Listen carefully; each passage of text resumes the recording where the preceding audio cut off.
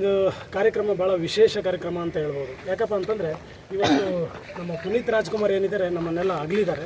ಆದರೆ ಒಂದು ವಿಶೇಷ ಏನಪ್ಪ ಅಂದರೆ ಅವ್ರು ಅಗಲೋದಕ್ಕೂ ಮುಂಚೆ ಅವರು ಇನ್ನೂ 20-30 ವರ್ಷದಲ್ಲಿ ಏನು ಸಾಧನೆ ಮಾಡ್ಬೋದು ಅದನ್ನೆಲ್ಲ ಸಮಾಜಕ್ಕೆ ಒಳ್ಳೆ ಸಂದೇಶ ಕೊಟ್ಟು ಇವತ್ತು ನಮ್ಮನ್ನು ಅಗಲಿದ್ದಾರೆ ಅಂತ ಹೇಳ್ಬೋದು.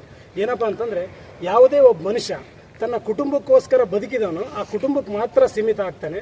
ಸಮಾಜಕ್ಕೋಸ್ಕರ ಬದುಕಿದವನು ಸಮಾಜಕ್ಕೋಸ್ಕರ ಸೇವೆ ಮಾಡಿದಂಥ ವ್ಯಕ್ತಿ ಅವನು ಯಾವತ್ತೂ ಸಮೇತ ಅವನಿಗೆ ಸಾವು ಬರೋದಿಲ್ಲ ಅನ್ನೋ ಒಂದು ಸಂದೇಶವನ್ನು ಇಡೀ ಪ್ರಪಂಚಕ್ಕೆ ಸಾರಿದಂಥ ವ್ಯಕ್ತಿ ಪುನೀತ್ ರಾಜ್ ಅವರಾಗಿದ್ದಾರೆ.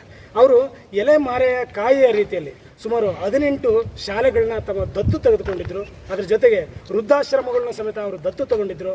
ಅನೇಕ ಮಹಿಳೆಯ ಒಂದು ಶಿಕ್ಷಣ ಕಲ್ಯಾಣಕ್ಕಾಗಿ ಅವ್ರೇನು ಮಾಡಿದರು ಅಂತಂದರೆ ಅನೇಕ ಸವಲತ್ತುಗಳನ್ನ ಕೊಡಿಸ್ಲಿಕ್ಕೆ ಪ್ರಯತ್ನ ಮಾಡಿದರು. ಈ ರೀತಿಯಾಗಿ ಶಿಕ್ಷಣ ಕ್ಷೇತ್ರಕ್ಕೆ ಸಂಬಂಧಪಟ್ಟಂತೆ ಯಾರಿಗೆ ನಿಲುಕದ ಒಂದು ಶಿಕ್ಷಣ ಕ್ಷೇತ್ರ ಒಂದು ಕನಸಿನ ಒಂದು ಕುಮರಿಯಾಗಿ ಯಾವ ರೀತಿ ಇರುತ್ತದೋ ಅದನ್ನು ಕೊಡಿಸುವಂಥ ಕೆಲಸವನ್ನು ಇವರು ಮಾಡಿದರು. ಜೊತೆಗೆ ನಿಮಗೆಲ್ಲ ಗೊತ್ತಿರ್ಬೋದು, ಮೈಸೂರಿನ ಸುತ್ತಮುತ್ತದಲ್ಲಿ ಸುಮಾರು 12ರಿಂದ 13 ಶಾಲೆಗಳನ್ನ ಇವರು ದತ್ತು ತಾಂಡಿದ್ರು ಅಂತೇಳಿ ನಾವು ಕೇಳ್ಪಟ್ವಿ. ಇವನ್ನೆಲ್ಲ ನೋಡಿದರೆ ಇಷ್ಟು ದಿನ ಈ ವಿಚಾರಗಳೇ ಗೊತ್ತಿರಲಿಲ್ಲ. ಆದರೆ ನಮಗೆ ಇವರು ತೀರ್ಕೊಂಡ ನಂತರ ಇವೆಲ್ಲ ವಿಚಾರಗಳ ಗೊತ್ತಾಗ್ತವೆ. ಹಾಗಾಗಿ ಇಂಥ ಮಹನೀಯರನ್ನ ಒಂದು ಕಾರ್ಯ ನಾವು ಶಾಶ್ವತ ಆಗಿರಲಿ ಅನ್ನೋ ಒಂದು ಉದ್ದೇಶಕ್ಕೆ ಭಾಳ ವಿಶೇಷವಾಗಿ ನಾವು ಟಾರ್ಗೆಟ್ 10,000 ತಂಡದ ವತಿಯಿಂದ ನಾವು ಕಾರ್ಯಕ್ರಮ ಹಮ್ಮಿಕೊಂಡಿದ್ವಿ.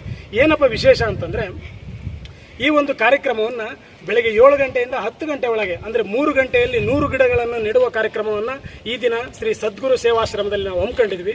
ಆ ಗಿಡಗಳು ಶಾಶ್ವತ, ಇದರ ಜೊತೆಗೆ ಪುನೀತ್ ರಾಜ್ಕುಮಾರ್ ಅವರು ನಮ್ಮೊಂದಿಗೆ ಶಾಶ್ವತ ಅಂತೇಳಿ ನಾವು ಒಂದು ಸಂದೇಶವನ್ನು ಈ ಮೂಲಕ ಎಲ್ಲರಿಗೂ ನಾವು ಕೊಡ್ತಾ ಇದ್ವಿ. ಸ್ನೇಹಿತರೆ,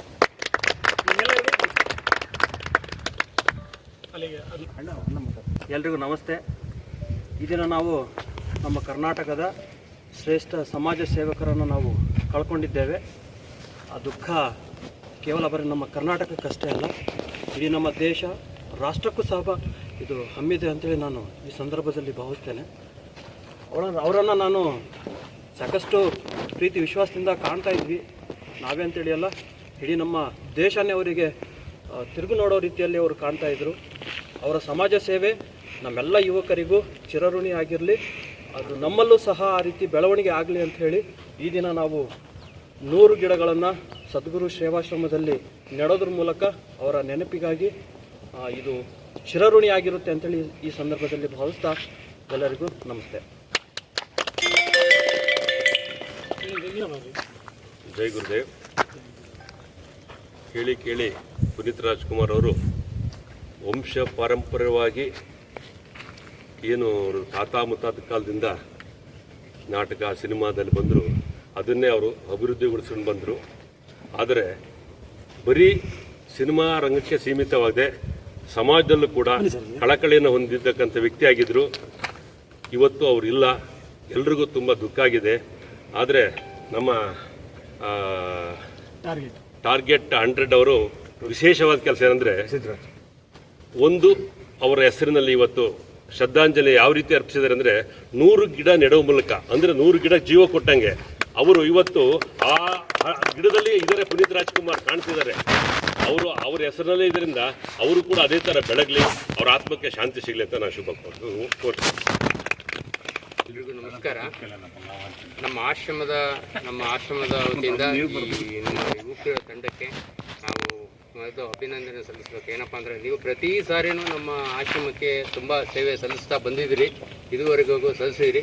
ಇವತ್ತು ತುಂಬ ವಿಶೇಷವಾದ ದಿನ ನೀವು ಇದನ್ನು ಹಮ್ಮಿಕೊಂಡಿರೋದು ನಮಗೂ ಭಾಳ ಖುಷಿ ಕೊಡ್ತೈತೆ. ನಾವು ಇದನ್ನ ಎಕ್ಸ್ಪೆಕ್ಟ್ ಮಾಡಿರಲಿಲ್ಲ.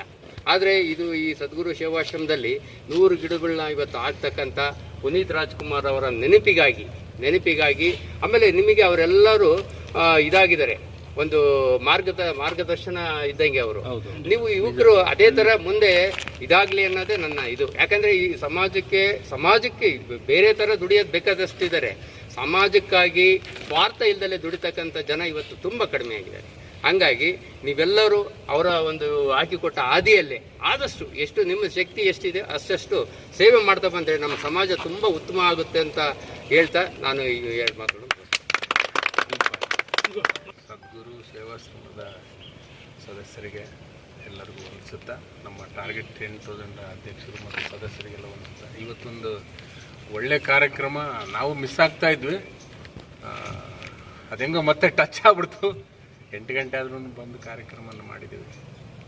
ಒಂದು ಕಾರ್ಯಕ್ರಮ ನಮಗೂ ಅವ್ರನ್ನ ಕಳ್ಕೊಂಡಿದ್ದೀವಿ ಅಂತೇಳಿ ಸುಮಾರು 2 ದಿವಸದಿಂದಲೂ ನಾವು ಒಂಥರ ಸಫರ್ ಆಗಿಬಿಟ್ಟಿದ್ವಿ. ಆ್ಯಕ್ಚುಲಿ ನಾನು ಅದನ್ನು ಪೂರ್ತಿ ಅದು ಕಾರ್ಯಕ್ರಮ ಮುಗಿದು ಅದನ್ನು ಮುಗಿಸಿ ನೋಡಿದ್ಮೇಲೆ ನಾನು ಇಲ್ಲಿಗೆ ಬಂದಿದ್ದೆ.